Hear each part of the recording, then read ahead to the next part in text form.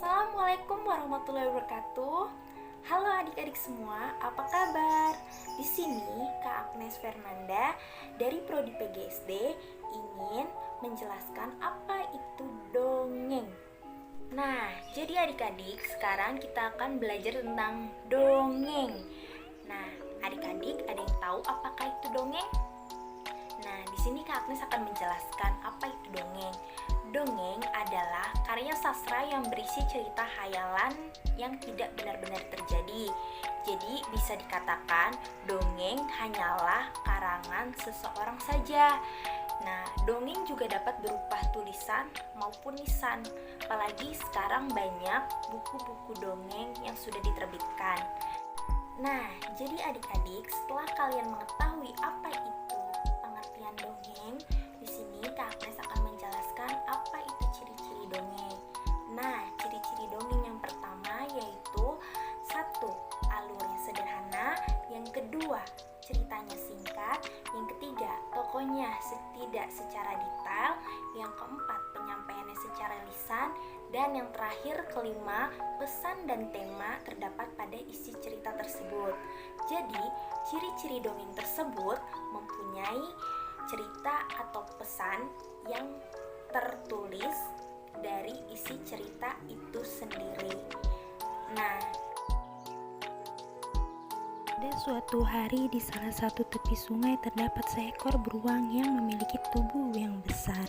Ia kebetulan sedang mencari ikan untuk dimakan.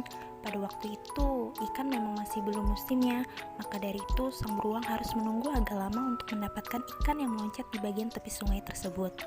Sudah sejak pagi hari, sang beruang mencoba untuk mendapatkan ikan yang kebetulan meloncat keluar, namun tidak ada satu ikan tersebut yang berhasil ditangkap oleh beruang tersebut.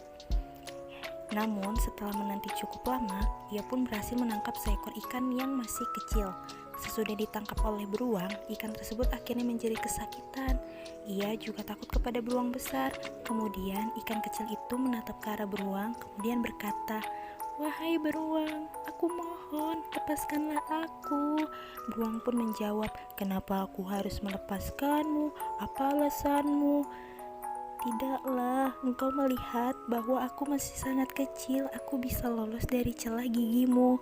Begini saja, sebaiknya kamu lepaskanlah aku terlebih dahulu ke sungai. Kemudian, aku akan tumbuh menjadi seekor ikan yang besar. Dalam beberapa bulan kemudian, pada saat tersebut, engkau pun bisa menangkapku dan memakanku untuk memenuhi selera makanmu." Kemudian beruang pun menjawab, "Wahai ikan yang masih kecil, apa kamu tahu kenapa aku bisa menjadi seekor beruang yang sangat besar?" "Mengapa beruang?" balas ikan sembari menggelengkan kepalanya.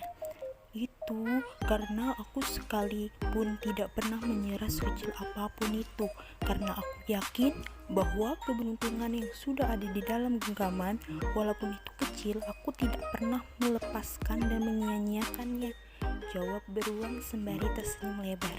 Kata ikan tersebut teriak, "Ops!"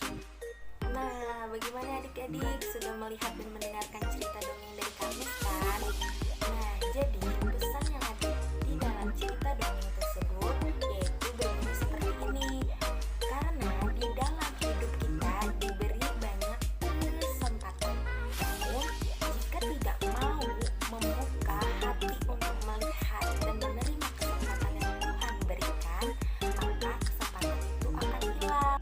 Oke, baik adik-adik, mungkin itu saja apresiasi karya sastra di kelas rendah yang bisa Agnes berikan. Semoga bermanfaat untuk adik-adik semua.